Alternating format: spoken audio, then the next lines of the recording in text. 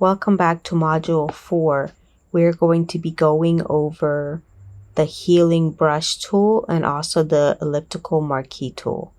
So first thing, come on over here, click on the rectangle marquee and hold until we have the elliptical.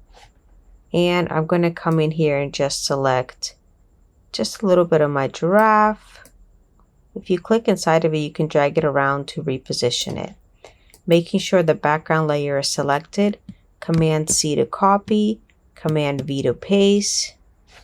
Select your move tool and let's move our giraffe over here into this area and let's zoom in. Now the healing tool is slightly different than our spot healing tool. So let's come over here, let's select it.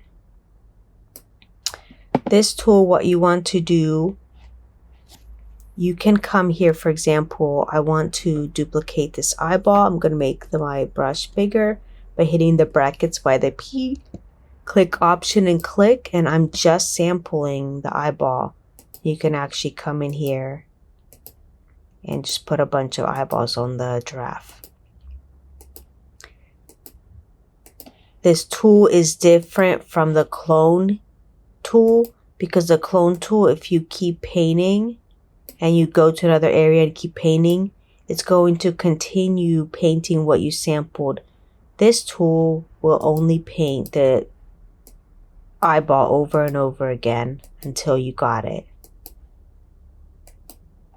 Okay, once you're done, you have a draft of a bunch of eyeballs.